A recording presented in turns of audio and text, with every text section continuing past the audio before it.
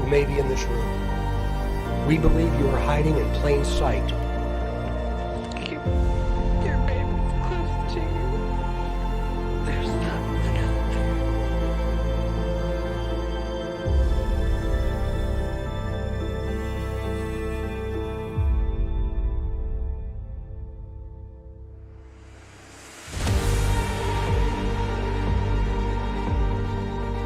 What's up, Mob Crew? I'm Chris, and today's missing person case is Don. Also, today's person of interest is Olivia. Today's missing person case is today's missing person case is Courtney.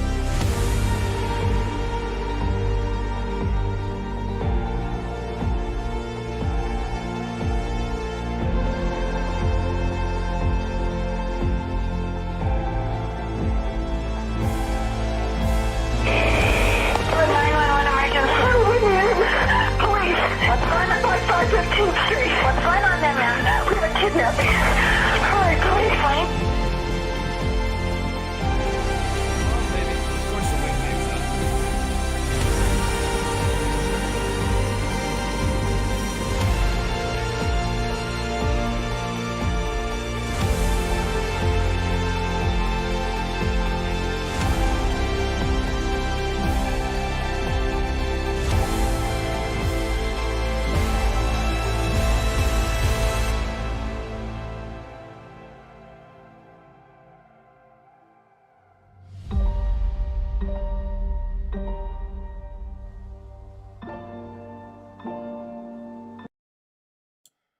What's up, Mob Crew? Thank you guys so much for tuning in. I am Chris with Monsters Under Our Bed. We cover murder, mystery to the paranormal.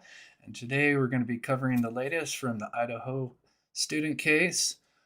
Before we get started, I'm going to go ahead and just plug my affiliate, Liquid IV. And then we'll go ahead and get started with the show. What's up, Mob Crew? How would you like to feel better about what you put into your body? This all-new product called Liquid IV is taking hydration to the next level. Liquid IV's Hydration Multiplier is a great tasting daily electrolyte drink mix that utilizes the breakthrough science of cellular transport technology to deliver hydration to your bloodstream faster and more efficiently than water alone. Just add the non-GMO electrolyte powder to your water and let CTT do the rest.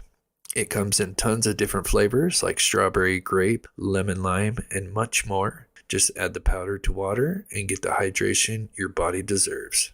They have powder for energy, hydration, and even one to help you sleep better. If you'd like to learn more or purchase some, go to this link down in the description of this video.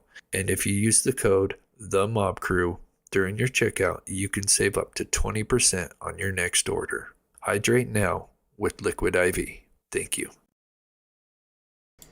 Okay, so shout out to Liquid IV for being affiliate with the show. And sometimes they have like 20% off, even up to like 30% off. They're always having like crazy deals. And I saw somebody ask, is it like Kool-Aid? It is basically. It's kind of like the same concept, but they have stuff for, immune system, which I need right now because I'll be honest with you guys.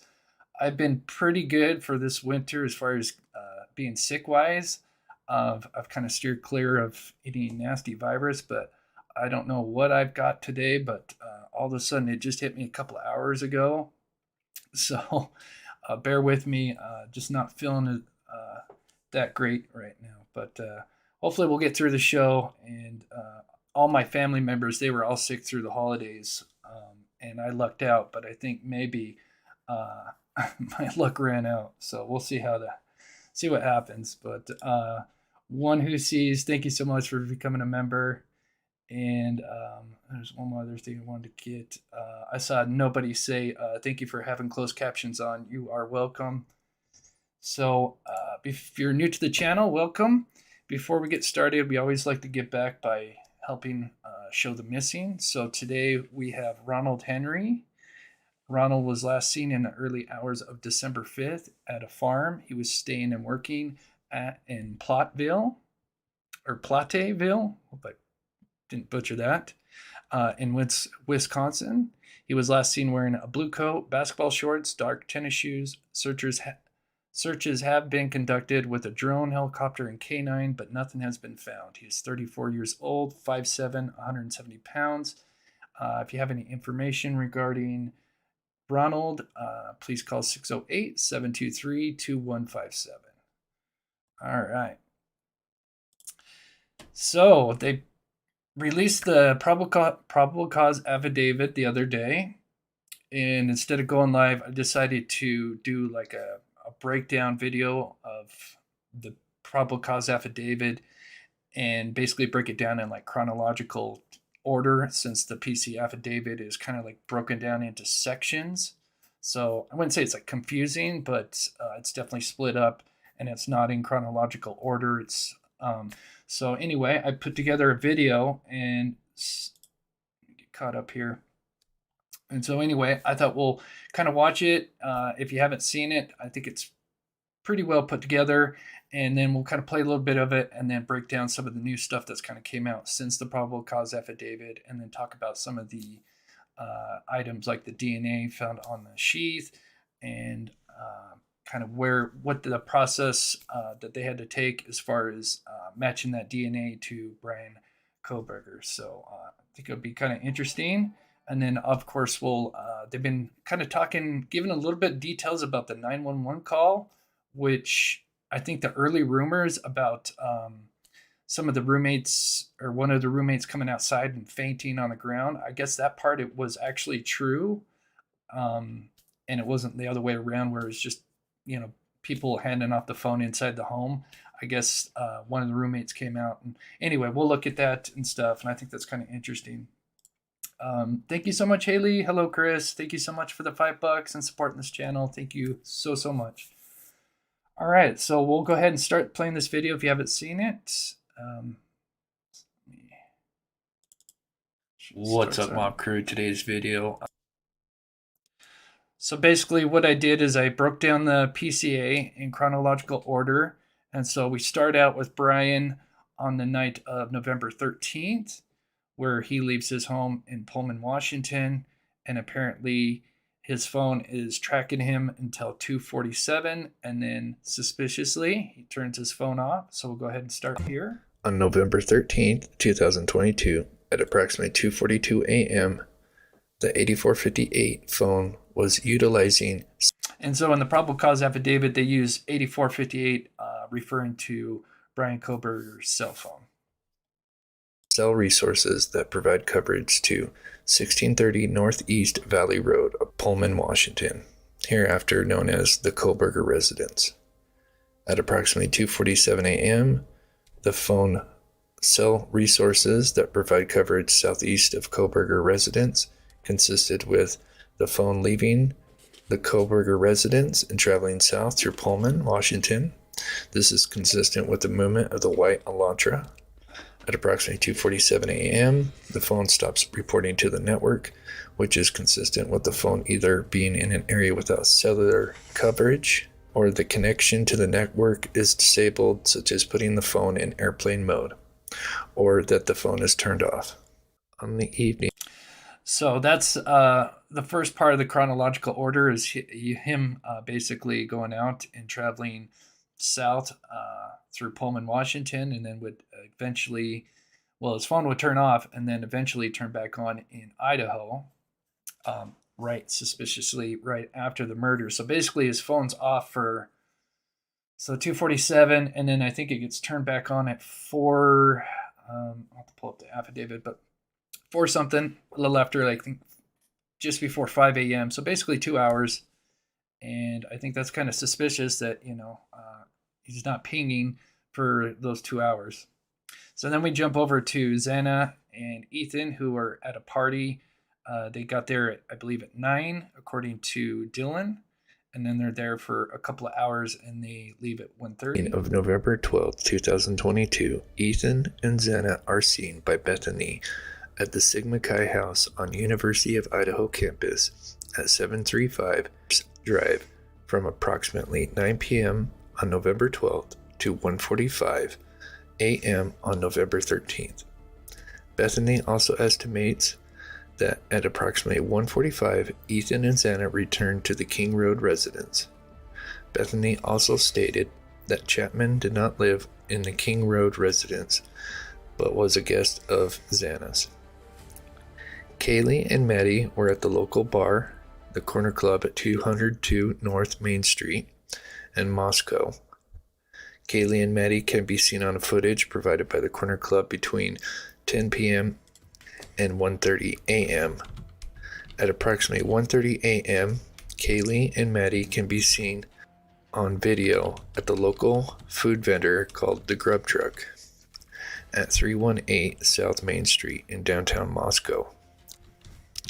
A private party reported that he provided a ride to Kaylee and Maddie at approximately 1:56 a.m. from downtown Moscow in front of the Grub Truck to the King Road residence. Dylan and Bethany both made statements during the interviews that indicated the occupants of the King Road residence were at home by 2 a.m. and asleep, or at least in their rooms, by approximately 4 a.m. Now moving over to the camera footage that was seen of the suspect vehicle.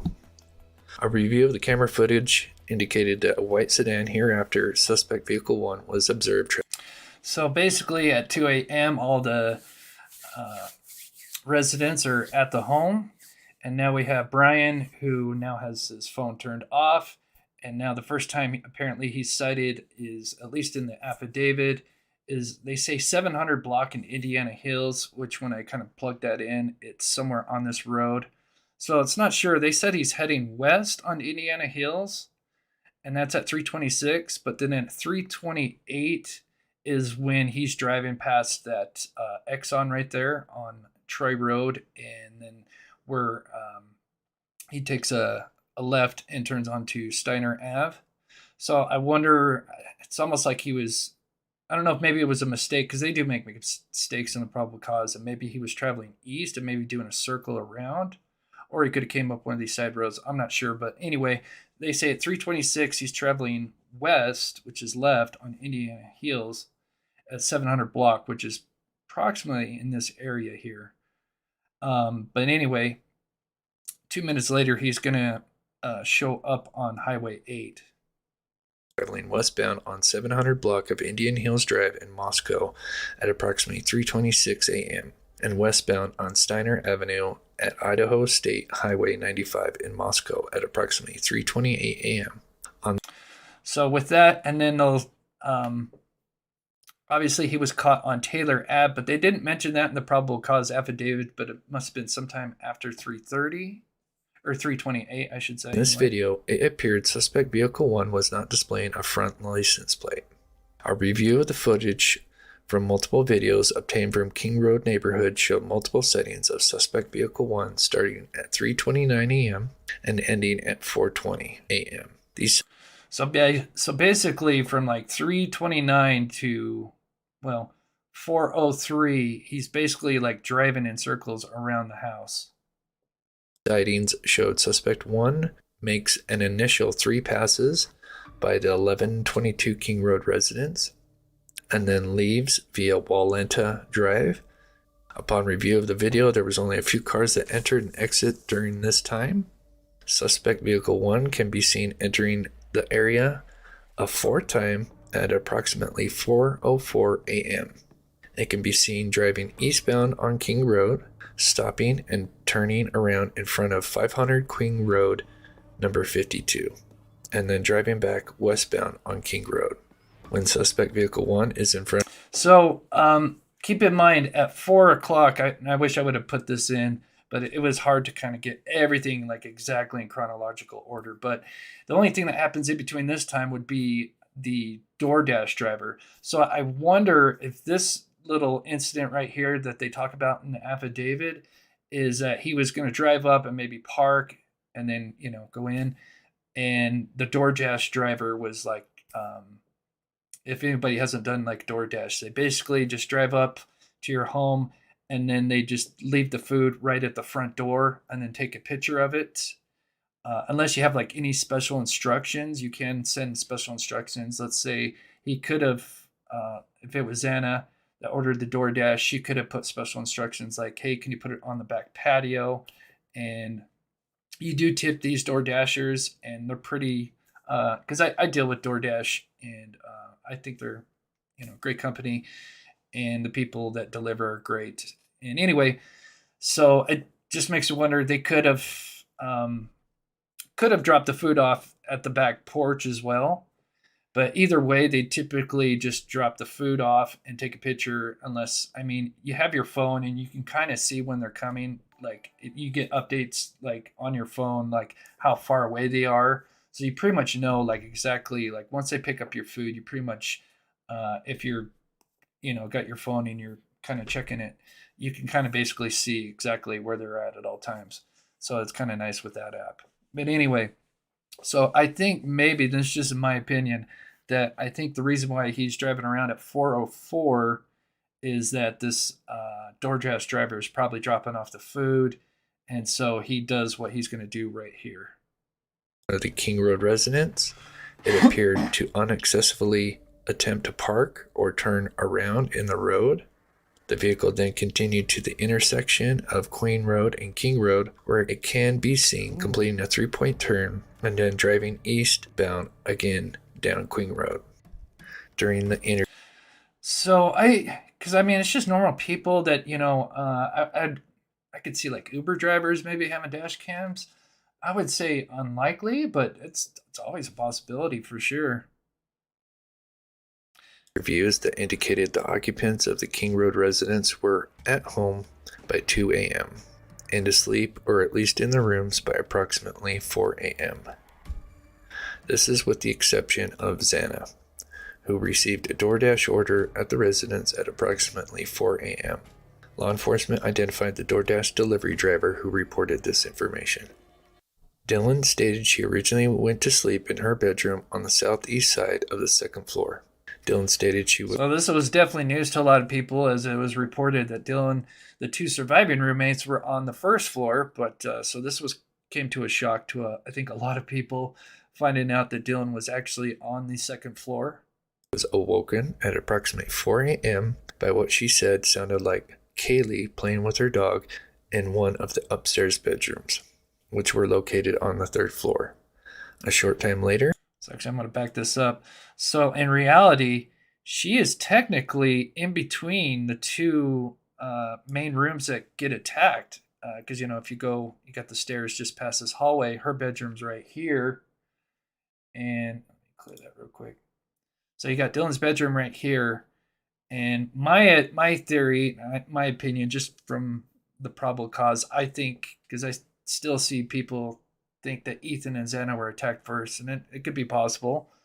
I'm curious to know what you guys think in the chat, but I think it's Maddie and Kaylee that get attacked first, and I'll kind of explain why I believe that here in just a minute. But it's interesting that she's literally, Dylan's literally like in between the two rooms that get attacked, and she's peering out every so often, but never gets attacked.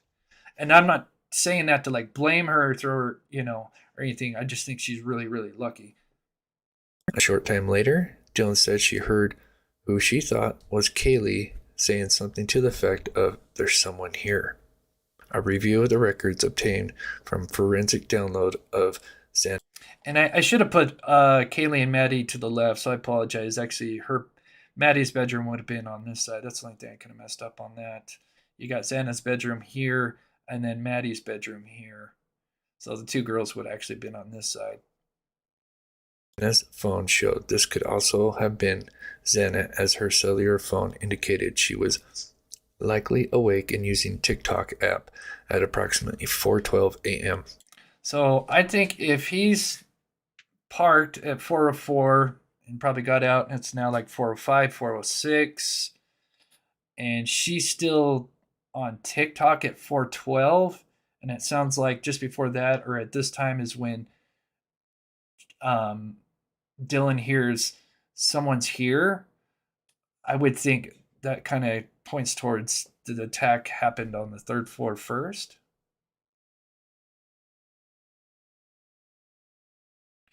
I'm just looking at chat. Jill says, "Do you think Dylan heard the killer in Kaylee's room? He may have opened the door assuming Kaylee would be there. My dog would have jumped up and greeted whoever came inside the room." Yeah. Heard the killer in Kaylee's room. Yeah, I think she definitely heard something. I mean, she obviously reported it. Dylan stated she looked out of her bedroom but did not see anything when she heard the comment about someone being in the house. Dylan stated she opened her door a second time when she heard what she thought was crying coming from Xana's room. Dylan then said she heard a male voice say something to the effect of, "It's okay, I'm going to help you." At approximately... Okay, so I'm going to pause it there real quick because I forgot to, I should have gone back. So after the first attack, if they were the first ones to get attacked on the third floor, now we have, pull it up real quick. There it is. So to me, I think with him leaving this sheath behind, and this is what basically they found. It's a U.S. Marine Corps K-bar sheath. And then that's usually kind of the type of knife that comes with it. They found the sheath lying next to the two girls on the third floor bedroom. To me, that indicates that, you know, he pulled out the knife, was set up to attack them. Maybe they were asleep, and so he kind of got comfortable and set that down. And then after the attack, he was, you know, so in the moment that he forgot about it. And then went downstairs. And so anyway, before going any further, so DNA was found on the sheath, and that was on the like snap part of it right here. And at the time, they of course didn't have Bryan Kohberger's DNA and CODIS or anything like that. So the way that they led back to Bryan as far as the DNA is that they were searching the garbage from the home in, I believe, Pennsylvania. And what's interesting is apparently, and we'll look at a video, he was actually throwing his trash away in a neighbor's trash bin. But I guess they went through the trash because once you throw your trash into the garbage can outside, it's, you know, the public can get to it. So I guess they went and collected some samples that led to getting a profile of his father, and then using genealogy, basically, they worked it back to a male DNA sample, and it led back to Bryan. So I think that's pretty cool that happens. I think that happened pretty quick, considering, you know, they did that with the Golden State Killer. So here is just a quick video about some of the things that he was doing.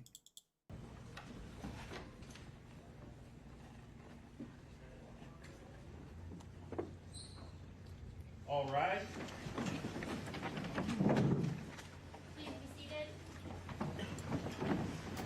Chris, I wonder why the victims ripped the sheep off the perp's belt during the attack. Ooh. We're on the record in the 2nd Judicial District, Latah County. This is the magistrate. So that's not a bad idea. Like, let's say, and I hate to describe this, but, you know, let's say if it was Kaylee and Maddie and they're both in bed, you know, I would think at the very least, the first person that gets stabbed, the other one's going to probably kind of start to wake up, and maybe they weren't able to do much, but yeah, could have tried to reach out at the perp to defend themselves, and yeah, if he had the sheath like on his belt, that actually is not a bad theory at all. Thank you so much, Cynthia, for the $5. It's not bad at all. Yeah, and he wouldn't even known. Yeah, especially if it fell off to the side of the bed or something, and yeah, that's really good. Thank you so much, Cynthia. Division of District Court. This is State of Idaho versus Bryan C. Kohberger, cause number CR 29222805. Mr. Kohberger is present in court. He is in custody. He is appearing with his attorney, Ms. Taylor, Mr. Thompson, Ms. Jennings, on behalf of the state. This is the time set in the matter for initial appearance. Mr. Kohberger, I am going to advise you of the rights that you have in this case. I am going to go over the criminal complaint with you, and then we're going to discuss setting the matter for further hearing. You have the following rights. You have the right to remain silent. Anything you say can and will be used against you. You have the right to the presumption of innocence. That means the state bears the burden. Skip forward a little bit. Just kind of look at what he I don't think he talks. I haven't seen this whole thing. We'll just go to the part where they're kind of addressing. Do you wish to argue bail at this time? Your Honor, I would like to ask the court to consider setting a bond. Mr. Kohberger right now is on a no bond hold, but it's a limited request as I don't have enough information. We are new to the case. We haven't reviewed very much in the way of information about the case, and we have just done our own work on the case. But we would want the court to know that Mr. Kohberger has a good family that stands behind him. And Mr. Thompson? You know, the state's position is that Mr. Kohberger is not entitled to bond in this case because he charges, as is noted on the arrest warrant itself. So this has got about just a couple more minutes. I never saw this whole thing. This is them just kind of in the hearing just before he. What was this, today? Or no, this was yesterday. Let's see. Thank you, Karen. He seemed to understand what the judge said and responded quickly. And there was one more. I was trying to get to some of the comments here. Survival is human nature. 7 out of 10 people have done the same. That's what I think. I mean, who knows? But I think that's in regards to Dylan. I think, you know, who knows unless you've been in that position. And I just think shock.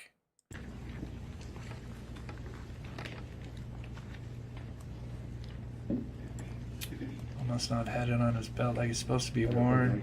19-816, 19-2903 both specify that given Yeah. this case, there's no right to bail. I agree. Arrested 3,000 miles away across the country, where his family. Oh, is it? Oh. remained in custody. No bail. At this point in time, pursuant to Idaho Criminal I turned it up a little bit. 26B and Idaho Code 19-813 and 2903, I am going to leave the bail set of this case as no bail at this point in time until I have additional or further information at a later date and time. So with that, then Mr. Kohberger, you will be remanded in custody and remain in custody on the no bail pending further proceedings in this matter. Is there anything further in the case then for today, Mr. Thompson? Yes, Your Honor. The state is asking So they basically said no bail. for no contact orders for various family members deceased and also for surviving roommates. I've spoken briefly with Ms. Taylor. She indicated there's no objection. And keep in mind, I think Steve, at least Steve and his wife, so the father and mother of Kaylee, are in the courtroom as well. And apparently, I don't think he ever made eye contact with them. Ms. Taylor, is that correct? That is correct, Your Honor. So I will go ahead and issue those no contact orders. So I do have a no contact order then for the named individual of Dylan Mortensen, Bethany Funk, as well as the family members and Mr. Chapin, the family members of Ms. Pernodal,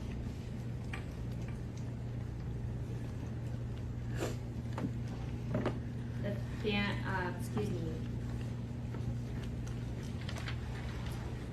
Mr. and Ms. Laramie, Mr. Mogan, Ms. Cheeley, and then a number of members of the Gonsalves family. Those specific names will certainly be provided to you, Mr. Kohberger, by way of being provided notice of these documents. You'll get a copy of these no contact orders. What you do need to be advised of and what will be in this no contact order is you are prohibited from having any contact with them whatsoever. You cannot contact them through third person in writing or by any electronic means. You cannot Facebook, Snapchat, Twitter, Instagram, use the phone to communicate with them, or otherwise any form of communication in direct or indirectly with. I mean, it seems to be, you know, in line with the judge. And yeah, it's a little quiet. I mean, she's just kind of reading off no contact with the victim or the victim's families. Victim's families, obviously. And yeah, it's almost over. I really just watching his demeanor. Nothing major. They denied his bail. And I'm not sure when the next hearing is. You cannot engage in any conduct that would harass, stalk, threaten, use, attempt to use, or threaten to use any physical force or violence upon them, or place them in reasonable fear of bodily injury. Cannot go within or knowingly remain within 300 feet of their person or their home, workplace, or any other place where they might be. There are no exceptions to these orders, and if you do violate these orders, it is a new misdemeanor offense. It is punishable by up to a year in jail and or a $1,000 fine or both.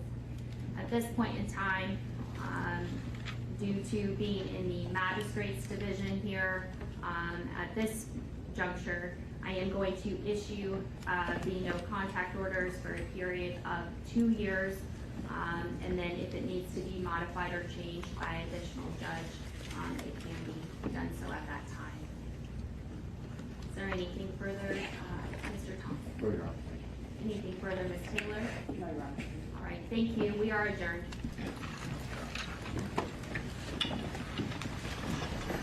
Oh, you get a really good look at his hand. Of course, my head's in the way. I'm going to move this over. This is something I wanted to look at. So I'm like, I bet we'll get to see if he's got that wound. Here, I'm going to take a screenshot of it first, and then I'll play it for you guys. This is something I did want to look We are at. adjourned.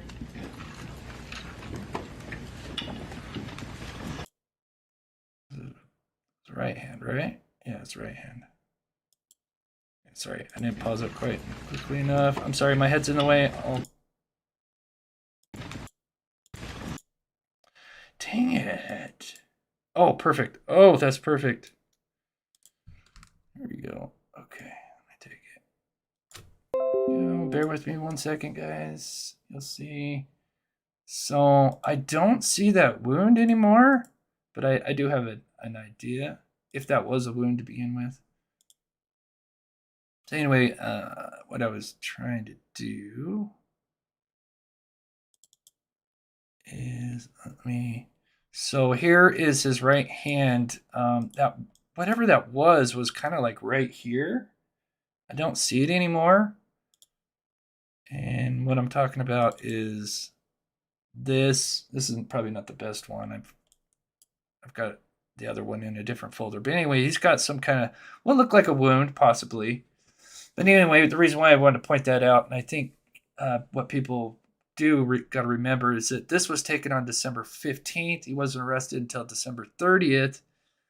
And I think, if that was like some kind of wound on his hand or cut, he would have had plenty of time to heal it because, November 13th, maybe it was already like 3/4 of the way or halfway healed. And then, of course, he wasn't arrested for another 2 weeks. So maybe that's why we don't see it. But there's 2 pictures now that I've seen where, let's see, do I got it? Where I couldn't see, and this wasn't the best picture, but this is, but when he's getting walked in, I couldn't see it in this one. But this new video, you can really see his arm, his wrist. But I don't see that wound anymore. So, it could have been there, but it might have just, he probably put like some kind of Neosporin on it or something and healed it. But anyway, I just wanted to point that out because I don't see that anymore. So, I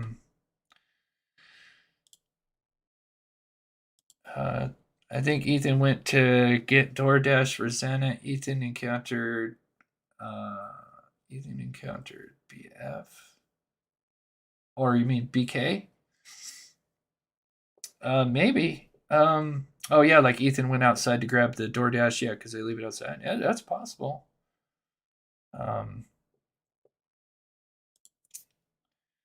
Okay, so let's see, what time is it? All right, so 7:30. So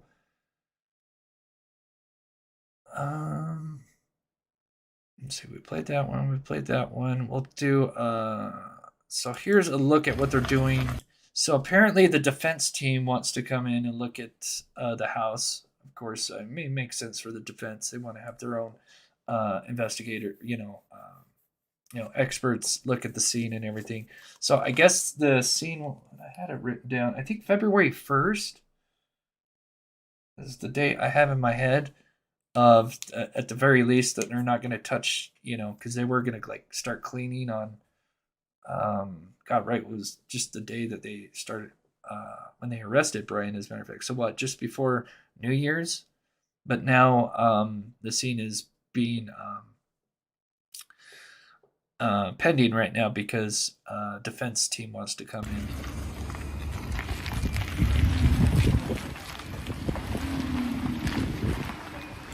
Oops.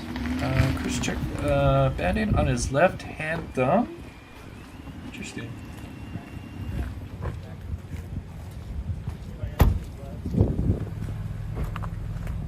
I will take a look at that.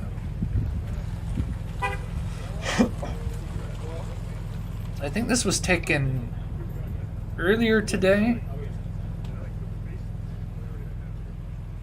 Anyway, they would end up pulling some mattresses and bedding, would look to me, out. Anyway, nothing exciting or anything, but just they are, I guess, gonna keep the scene on his left thumb. Left thumb. Okay, that's not good.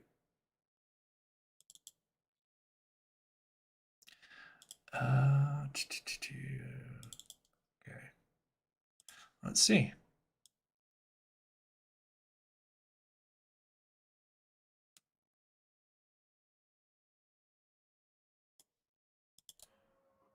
Okay, so his left. I know he keeps his. Maybe that's why he kept his left hand between his legs. I might have to change the color. Oh, that would have been the perfect shot right there.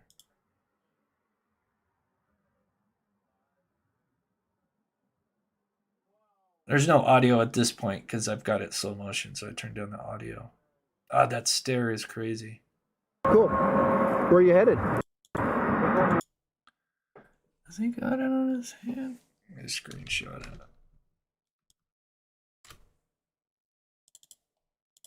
Let's just take a peek. Oh.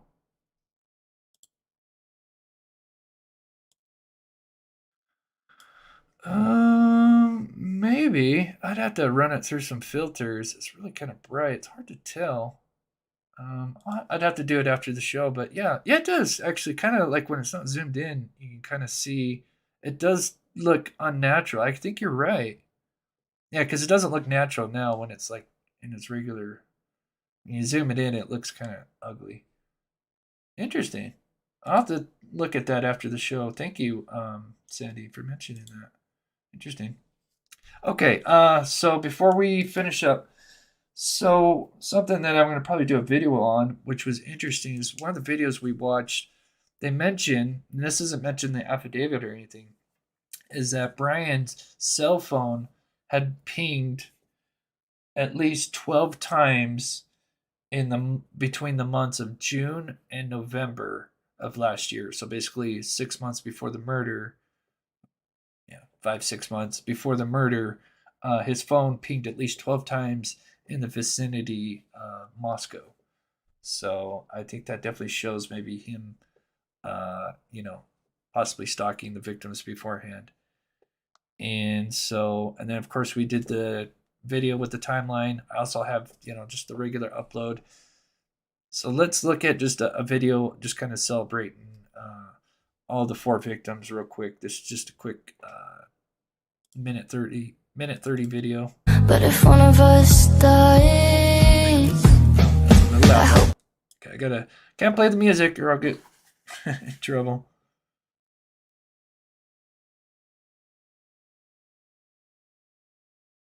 Okay, so this is of Xana. Ow. If I ever tried that, it wouldn't be good. So that's Xana, and there's one more. This one has all 4 of them. Sorry, I can't play the music because I'll probably get copyrighted.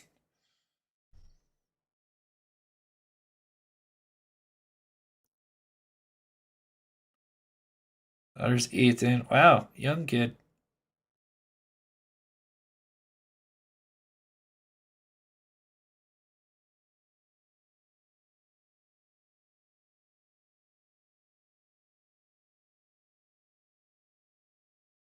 Mhm. Such a shame.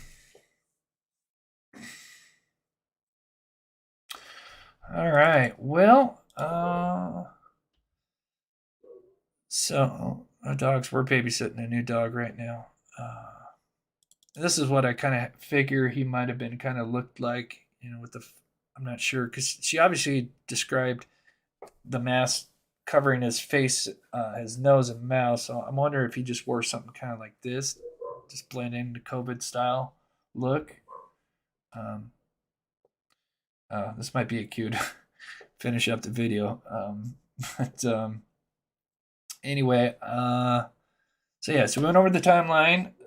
Then we touched on the 911 call. So it was true that whatever happened, if you missed that, we just kind of went over that just a minute ago. But it is confirmed by the father of Kaylee that the girls, the surviving roommates, at least one of them came outside and passed out. That is true. That is part of the 911 call. Don't know if that'll be released, but Chief Fry did mention it before even the arrest of Bryan. So interested to know if they'll release that here pretty soon. So so much for sleuthing. So anyway, I think I'm going to end it there. Like I said, I'm not feeling the best. I've been good this whole winter, but I think I might be coming down with something. Hopefully not. Maybe it just passed. But I just want to say thank you guys so much for tuning in, taking the time out of your day to watch the show. We will probably do a members live this weekend, and of course I'll have some member videos as well since we got all these new members. Shout out to Copper Horse once again. That is so nice of her to do that. That is crazy. 50 memberships. That's so sweet. And shout out to all the mods: Jennifer, Michelle, Michaela, Karen, and Molly. You guys do an amazing job. And D-Dez and Hippie, I appreciate you guys. I took your guys' tool away only just because we have our regular members back in, but that is nothing against you guys. Obviously, you guys do an amazing job as well. We just trying to keep the mods under control and narrow them back down. And then, but if we do a mod appreciation soon, we will obviously include everybody that's been a mod. So with that said, I am going to go ahead and play the outro. Thank you guys so much for tuning in. Good to see everybody. I was hoping to get to some more chat, but like I said, I'm just not feeling the best. So thank you guys to donated. Darlene, Pammy, thank you so much for the PayPals. And I think I covered everybody. If I haven't, thank you so much. And we will see you guys real soon.